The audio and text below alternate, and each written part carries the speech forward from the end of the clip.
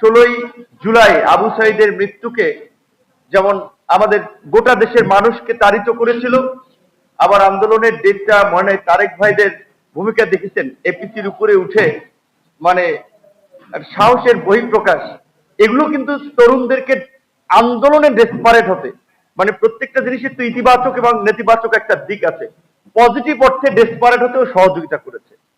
দেখা যায় আন্দোলনের পরে তারেক ভাইরা ওইভাবে আলোচনায় নাই, কিংবা আমি নাই, আরেকজনে নাই, আরো থাকবে না।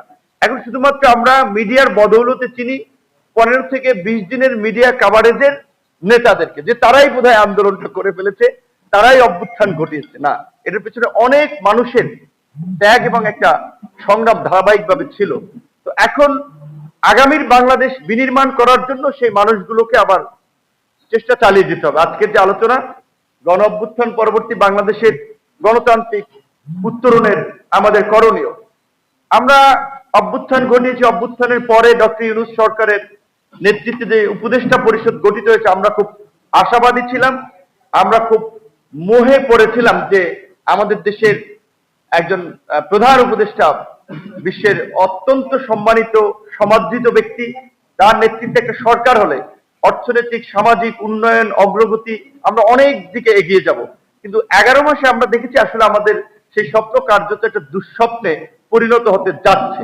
সেই জায়গা থেকে এখন যা হয়েছে তো হয়েছে, এখন আসলে আমাদের একটা গণতান্ত্রিক প্রক্রিয়ার দিকে যত যেতে যত দেরি হবে, এই ড্যামেজটা তত বেশি হবে এবং কন্ট্রোলের বাইরে চলে যাবে।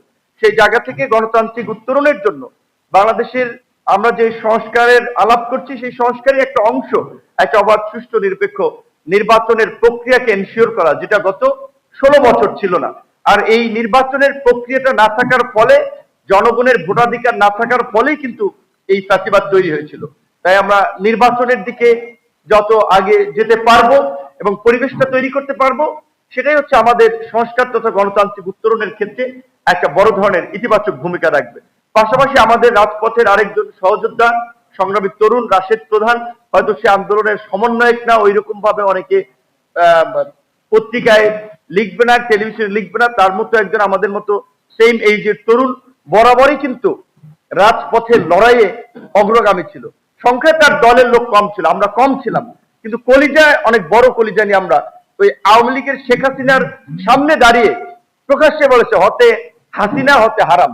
যেমনি হবে 24-এর নির্বাচনের পরে আমরা এক দফার আন্দোলন এক দফা হঠাৎ করে ঘটেছে, একদম 22 সালেই যুগপৎ আন্দোলনের মধ্যে দিয়ে আমরা পরিষ্কারভাবেই বলেছিলাম যে এই গণতন্ত্র হত্যাকারী ঘাতক সরকারের পদত্যাগ, অবাধ সুষ্ঠু নিরপেক্ষ নির্বাচনের দাবিতে, নির্বাচনের এক দফা দাবিতে যুগপৎ আন্দোলন।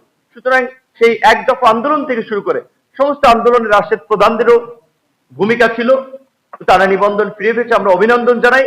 আগামীর বাংলাদেশ আমরা একসাথে গড়ে তুলবো, সেই প্রত্যাশা রইল। ধন্যবাদ।